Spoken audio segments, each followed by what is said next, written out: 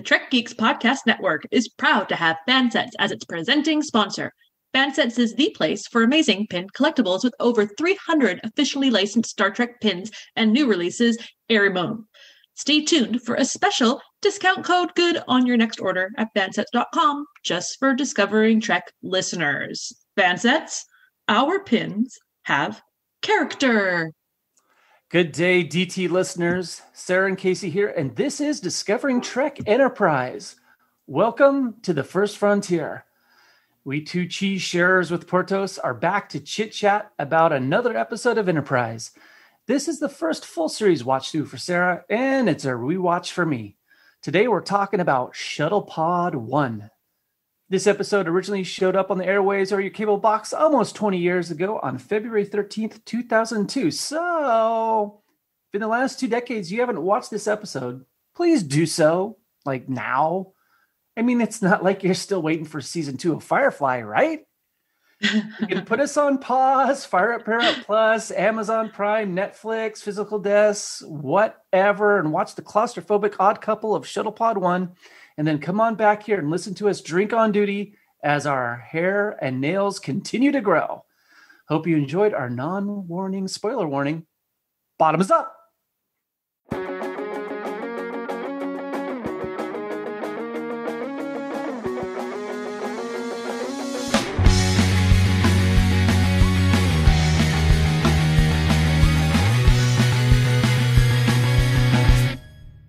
Ta-da!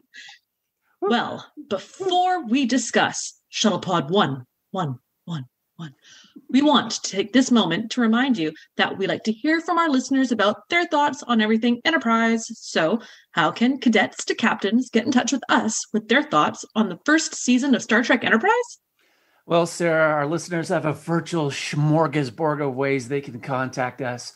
If you're looking to send us a message, you have the following options to do just that. You can tweet us, where? Twitter, of course, at Discovering Trek. On Facebook, just search for Discovering Trek and message us there. You can also go to trekgeeks.com/contact and leave us an email or a video message. You can also leave us a voicemail by visiting the website and clicking on the big blue button. Though you need to remember, any comments you leave us might be used in future episodes of Discovering Trek.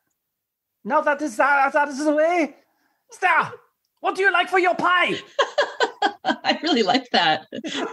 Right on. Oh, man. Why is my dog barking in the background? What a dink. So, for my 6 slices, I give this 5.5 a la mode. Holy. The most I've given an episode yet, I believe. Moly. Yeah. I loved it. You mowed down almost the entire tin. Good for you. I was hungry. I wanted my pie. It was a pizza pie. And it had... Tell me. Pepperoni, chorizo, jalapenos, mushrooms, green peppers, thin crust, 900 degree wood-fired. Holy cow. I say we just pause this and go get pizza. Let's go get some pizza. Yeah. Good. I actually have pizza upstairs waiting for me for after this recording. And if this seems like a rushed episode and I'm talking really fast, it's because I really want to eat my pizza. Okay, we'll keep it short. It'll be a 2-minute episode, ladies and gentlemen. Yep. All right. Well, I tell you, I gave it 4.5 slices a la mode. All right. So far, yeah, this was a really kind of fun lifeboat in space odd couple episode, and we got character development, and that was absolutely wonderful. I enjoyed that. Take it. I'll take it. What you might enjoy or what you might not enjoy coming next. Rhyming. Yes. This is the highlight of my week. Every single time. I need more in my life. I wonder if we're getting any people adding up on our Twitter there with the call out. I have a feeling we're gonna be fine. We're gonna cruise on into season 2, do our own thing. No pressure. I hope so. Yeah.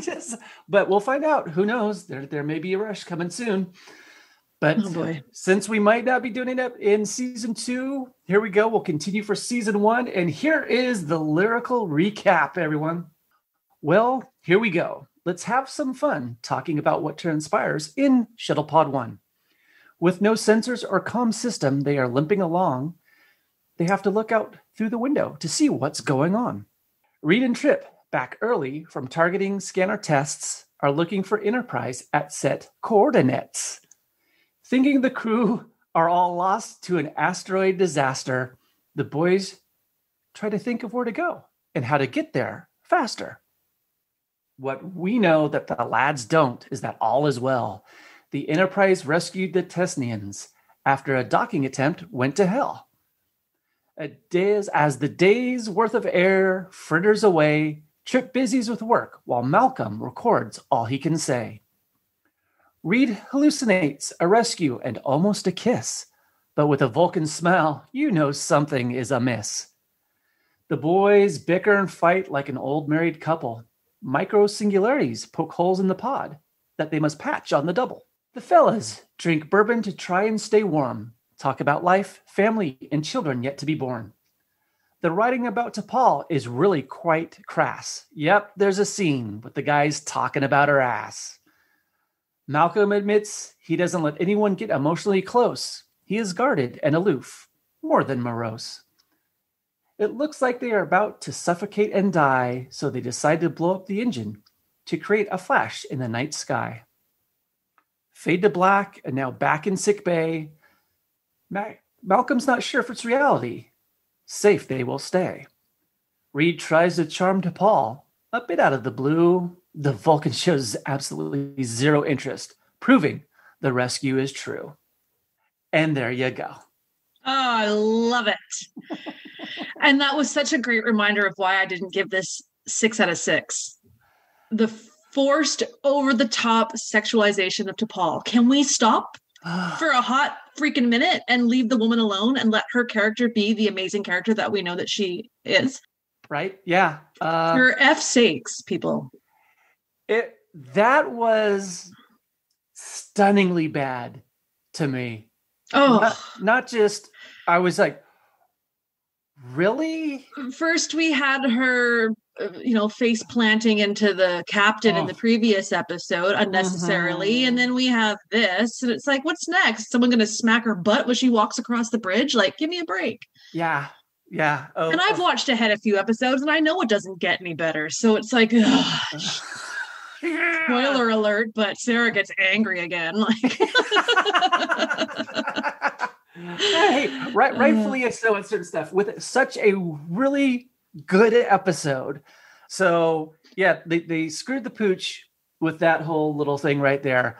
So I'm gonna, it's like, all right, I'm not gonna pretend that doesn't exist, but for enjoying the rest of the episode, I kind of do just go glance over that scene and go, you know what? Don't want it in my head. Don't need it. We're adults. Pretend it didn't exist, and everything else about this episode is pretty great. Right? Oh my gosh. Thinking about this and, diving right into, what do you think? Transporter thoughts? Should we do it? I think that would be acceptable. Yes. Most excellent. Right on, Ted. Okay. What do you think, Sarah? What do you think about the interactions with Reed and Tucker in their little lifeboat in space? I really enjoyed it because it seemed to me to be so realistic to how different people will react to situations like this. And as I watched it, it made me ask myself, like, which one of them would I be? And I think as a Gemini, I'd be a little bit of both. And I think it would flip-flop. Like in the beginning, I'd be very optimistic and like, we're going to be fine. Like, we're going to figure it out. It's all good. Like, let's not start writing our goodbyes just yet. But then there would be a point too where I become less optimistic and more realistic.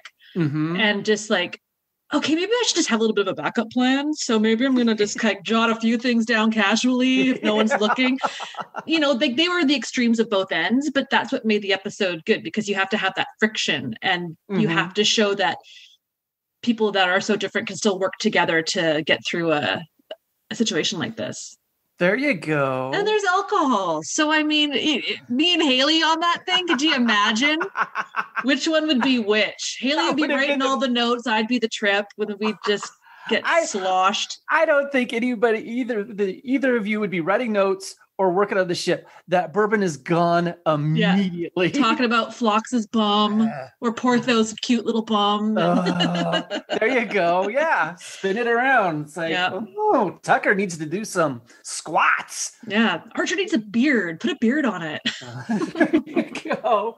Man, on this read, we find out a ton about what's going on with him now, in the past, hanging out at Starfleet in San Francisco. Seems to think of himself as kind of a ladies' man, but that's a complete front because he knows he just can't give so much of himself that he dooms a lot of relationships right away. Mm-hmm. And then I think, what do you think about this with the writing on here? That I thought the production staff kind of lightened up the relationship between Reed and his parents, because he says in this, hey, you were on your way moving back to Malaysia. I guess you probably didn't get the 2 letters that I sent you because Captain had told me, you didn't even know what I was doing on the ship. So I kind of felt they were doing something there. Yeah, to make up for the awkwardness of that previous. I liked that. That's a small little thing that just kind of puts a little bow on something previous that left kind of like, did someone just kind of fall asleep and forget to write the rest of that? Or was that intentional? Or is that just a throwaway thing, right? Yeah, it seems a little more thoughtful here. And that's like, okay, his parents aren't jerks. And he's not really a jerk, but he's just guarded and aloof, I think. And so that can create some friction. It can create distance in a relationship, but it seems like it's not purposeful. Yeah. What did you think about how in this episode we're kind of led to believe that Malcolm has maybe a little crush on T'Pol, and Trip was playing it up as like, oh my God, why of all people, when we've been kind of led to believe that it was him that had a thing? Like, do they both have to have a thing for, like, there's how many women on this ship? Like, give me a break. Maybe it's because she's an alien, so it makes it all that much more like strange new worlds. Yeah, part of that seemed like, hey, if we don't have to hire another actor that Reed might be interested in for the fantasy wake up scene in sickbay, great. Okay, hey, just make it T'Pol. I think Tucker is playing it up in his head because I think the little nugget of he does like her, and I think he's a little, and maybe I'm reading far too much into this, but a little ticked off that someone else is interested in her as well. And then starts, talking about her physicality. And so what I'm hoping in Tucker is like, he's just trying to play it off. It's like to get to a different subject as soon as possible. Hey, we're dying in here. We're pounding the bourbon. I don't want you because what was it? Tucker already said, oh, there was this waitress in San Francisco, and Reed's all, oh yeah. Yeah, I know her. Yeah, I know her. I knew her many times, and it was like, oh God. So on this, in my head canon, it's that Tucker is just trying to move the subject along, and like you're right, an overreaction because it's kind of the, I don't like her. No, you can't make me like her. I don't need to say that. Yeah. I do very much like how. Now, which is kind of interesting. So Tucker doesn't know if Hoshi or Mayweather are like 24 or 25. Doesn't know their exact age. Okay, no big deal. But I love how they kind of just dive from that into, hey, Hoshi saved our asses on many occasions. And there's that upfront recognition of the crew, the staff, and these two guys who think basically everybody's dead, and then facing their own mortality. It was nice to see them talking about some others. And hey, what did you think about that question? And when Rachel, if you do you think if the captain was here, he'd feel guilty for what happened to the crew? Right. That's deep thoughts. Ooh, because that opens up everything. Yeah. And seemed to be that would be a much more philosophical discussion that could have gone on further in the pod. Let's discuss kind of a little bit here. A nice selection of emergency rations. Right? Chilean sea bass. I mean, mashed potatoes and meatloaf. Fine. But in that microwave, God, could it cook slower? It takes like 2.5 seconds to properly cook a full meal. It's like, we don't have time for this. We only have eight days worth of air. Chop, chop, hubba, hubba.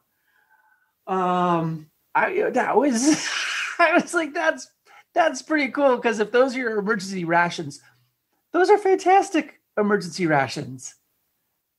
That's it. I agree. And to go with it, all right, Sarah, if you are, let's say, traveling along in your car and you've gone someplace and you got a gift for a friend and you put it in your car, and then do you forget that the gift is in the car? And then you're stuck in a snowbank and all of a sudden you see the wrapped gift and you're like, oh, here's a real expensive bottle of bourbon and 2 nice glasses. I just left them here. I forgot about it. I don't forget stuff like that. I don't. And I was like, who goes back after each little Shuttlepod mission? Don't they clean it? Don't they check things out? Nope. No one's vacuuming it, nothing. Because I mean, if there's a bottle of bourbon just sitting there, I'm thinking lower decks, it's like, it's like, oh no, Captain, sorry, never saw it. Don't know. I don't forget that there's possibly one Smartie in the couch and I'll go for it. I don't care. Don't waste.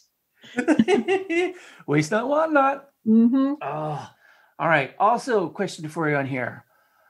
The evolution of Reed on the Enterprise, where he's saying, I used to be this, but gosh, all these people that I cared about are dead.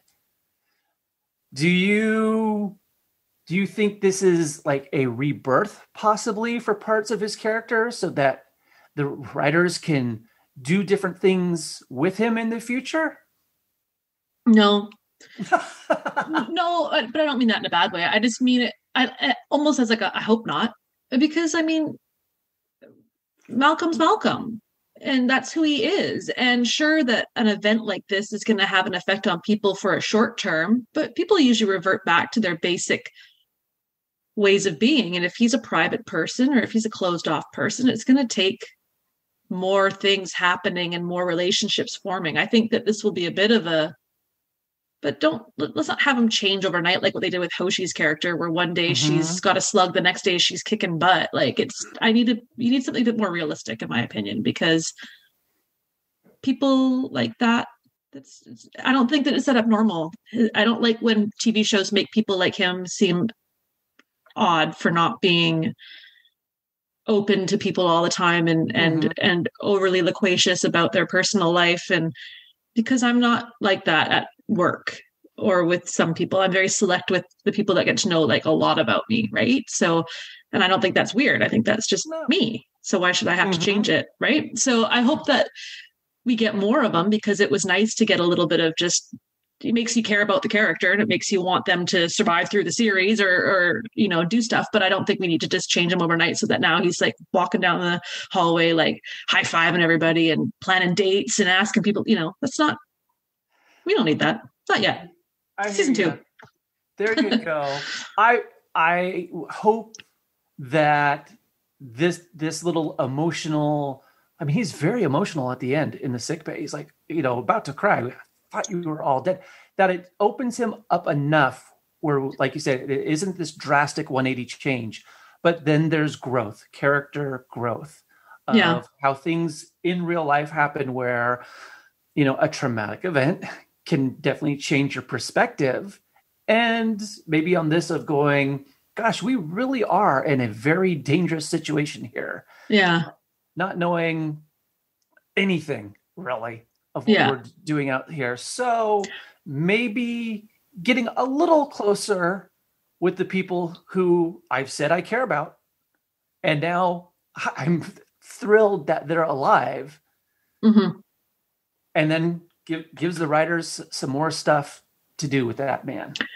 I didn't really like that at the end of the episode, he tests to Paul with that whole heroics thing. I don't think that that's very much his character's style. I think Malcolm would recognize a fantasy versus shocking reality and not try and push that envelope. But maybe this is a sign that they are going to make him totally different.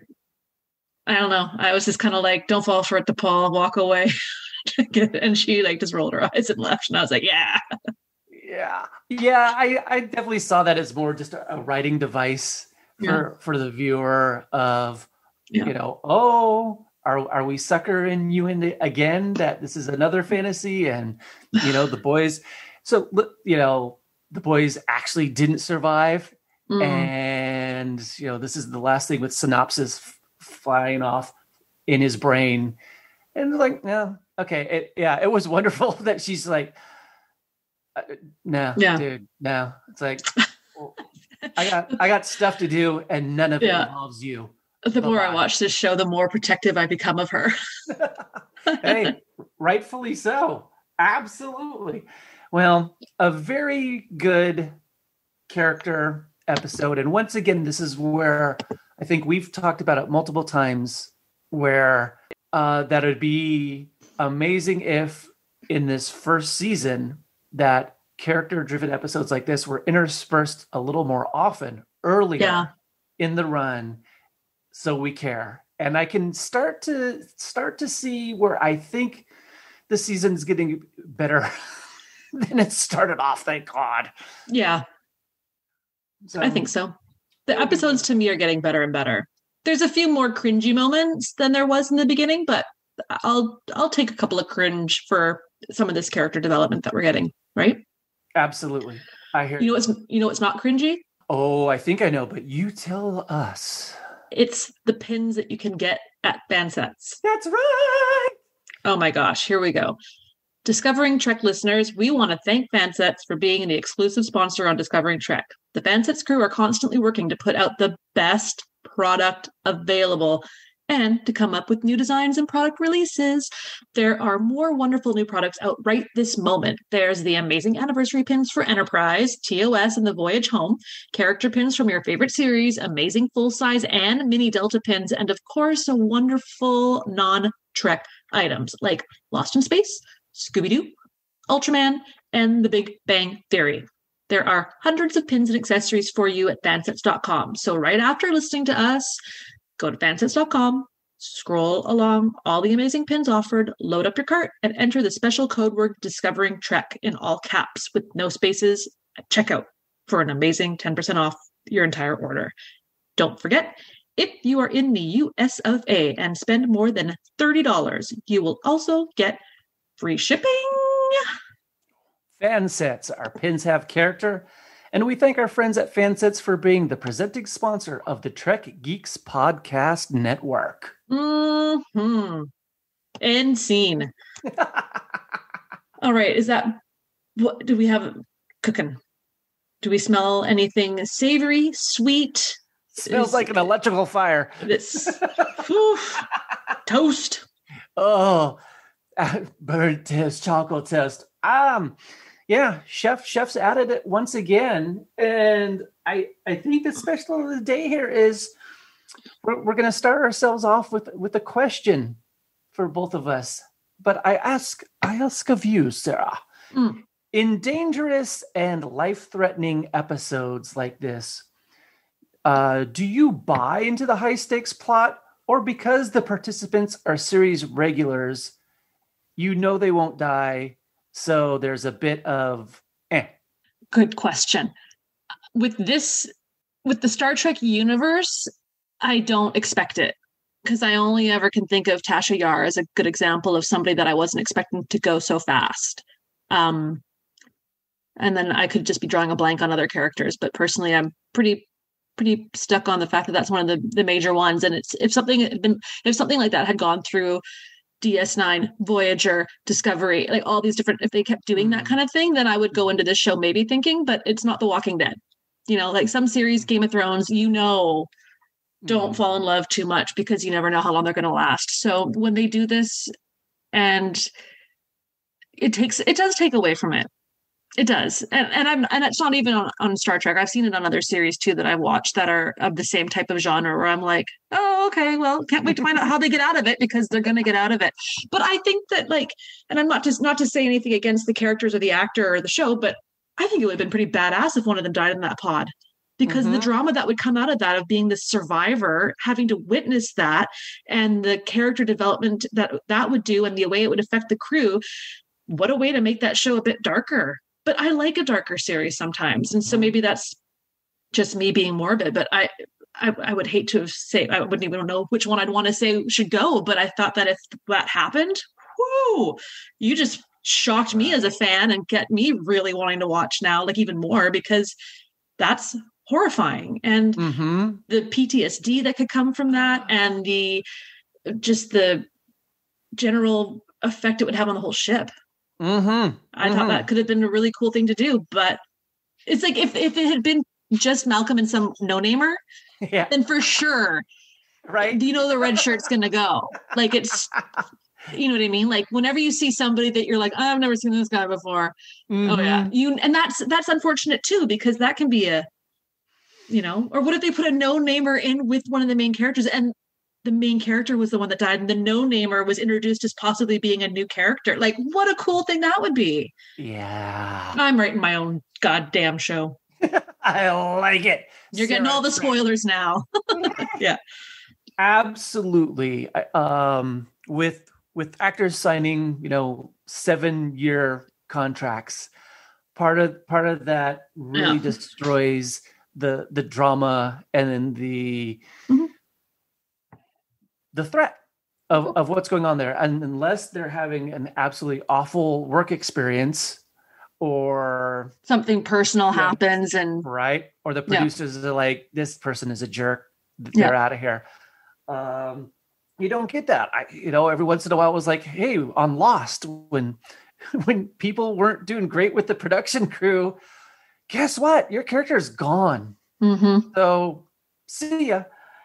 And that's part of, for a lot, you're right, a lot of series is, okay, we know they're not dying, but what if? Oh, go for it. Oh, I was just going to say, and I hate it when shows that tease that someone major is going to die. Like, oh, you got to watch in 2 weeks. And it's like, why are you rooting the surprise? Because they want to generate people to watch. And it's like, you've really ruined that. I've seen that happen a couple times, and that really frosts my cookies. Well, yeah, because then it's like, oh, okay, something, instead of getting that great surprise, and that what the F moment, like okay, a trailer, like, get ready to say goodbye to one of your favorite characters. Who could it be? And it's like a Grey's Anatomy, like, or some show like that. Like, I've seen them do that before, and you're like, oh, cool. So I guess in 3 weeks' time, a real disaster episode is going to happen, and now you want me to watch. And of course I fall for it. So I'm just kind of extra mad, being like, screw you. Not only did you annoy me, but now I'm watching. So you've won. Like, I don't want you to know that I'm watching now. Grey's Anatomy, is that now named after their hair color instead of the character? Because it's been on so long. Oh, yeah, good one. Oh, okay. So here, show, but if Tucker had gone up and sacrificed himself, right there, I was like, holy moly, that would have been amazing. Yeah. Yeah. And then you find his evil twin, Chip Tucker. So you can bring back the actor because, we've loved him. And he could be like the Thomas Riker, you could be like the... Hey, their transporter is not fantastic right now. There could be, stuff in the buffer array that's just sitting there and they go, oh, we had no idea. And it's like... twisty mustache. Twisty. Chip Tucker here. All right. Love it. Character-centric episodes. Do you love them? And why? And if you don't, why? Depends on the character. Okay. That's a good one. It depends on the alien. I never loved the Klingon Worf-centric episodes in TNG, but I still really like the character Worf. Mm-hmm. You know what I mean? And I don't... it really depends. I think if it's a standalone... And this one's going to lose any followers that we would have gotten. But like Haley keeps getting mad at me. You got to watch Inner Light again. I'm like, I have no desire to watch Inner Light. And everyone says it's one of the best freaking episodes of Star Trek. Yeah, it's fine. I'm boring in my opinion, but that's just my opinion. And so but this was a good one because it's two people. It's not just one character. It's two characters coming together and being thrown into a situation. Much like,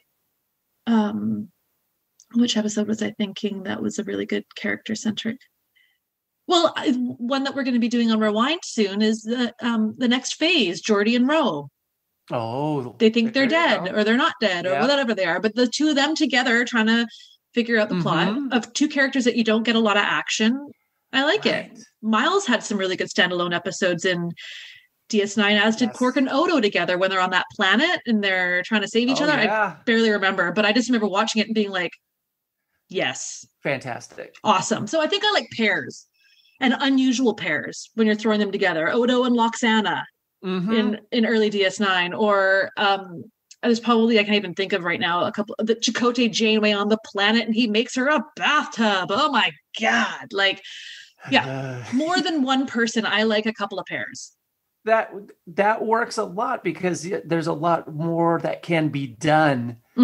Like you're saying, you get two different viewpoints of what's happening and more of deep in their brain, in their soul. Yeah, because sometimes if you force a standalone, you end up getting an episode like Masks.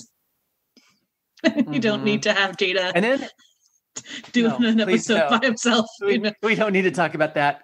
Nope. Craptastic. That's what happens sometimes when you force a standalone episode in a way. I hear you, because there's certain things like you're bringing up Worf. Like those standalones with him, I go, God, he's a crappy dad. So it's just like, I don't need more of crappy dad. On. We'll move on from there. Or you get Beverly Crusher's standalone episode, and it involves a candle. Like, right. Yeah, watch out for some second-degree burns on that one. There you, and you know what's really amazing is these, like on DS9, Cisco and Jake on that little solar sailing ship, and it's another just really the two of them. And when you can do these lifeboats in space episodes and bring out new things of the characters, I'm all for it. It's like, let's do it, whether it succeeds for everyone or fails, at least there's the attempt there to deepen what's going on for everyone. Totally. I think one thing that would have made this episode better, and it would have given it the 6 slices, was not only take away the whole T'Pol, that's just unnecessary, but what if they had made it so that the ship knew there was a time crunch, that they were there and they were dying, and put that stress on it too. So not only do you have the perspective of those that are the victims, but you have the perspective of those rushing and worrying about it, because that would have developed the captain and the rest of them. But instead they show up, it's like, oh, you guys only had an hour left. We can laugh at that now. But if they were like, why can't this ship go freaking faster? We need Malcolm and Trip to make the ship faster, and they're dying right now. Right. Like, that would have been good. Here. That would have been good. I can only think is that they wanted to keep as much focus on the two Yeah. as possible. And this isn't a dark dramatic show. It's not. Yeah. Right. Like, okay, there we go. All right. Finally here from Chef is the relationship now between Reed and Tucker. Mm-hmm. Gotta think it's going to be much strong. I mean, he calls him Trip at the end. So there's a little bit of more collegiality than just we're in the service together. I think so. I think they're going to have a little secret handshake or something out of this. And, maybe they'll have dinner together or have lunch together once in a while. I think that it definitely, whether they like it or not, has bonded them in a way. I don't think it's going to be best friends overnight, but I think it's an appreciation and understanding and a, hey, like I saw a side of you and you saw a side of me, and we're never going to hold that against each other. Mm-hmm. We both thought we were dying, and what was said and what happened, that was ours. Like, it's a private, personal thing. Absolutely. Yeah.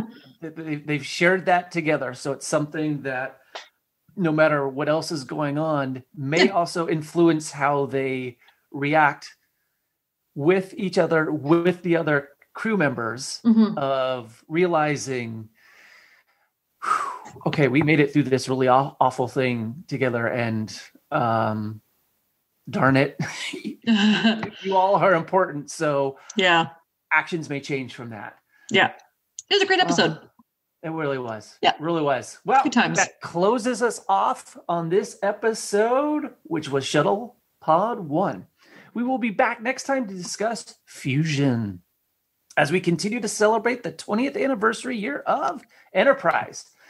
Until then, remember that you can subscribe to Discovering Trek by searching for us on Apple Podcasts, Spotify, Google Podcasts, or by heading to discoveringtrek.com. You can find us on Twitter at Discovering Trek.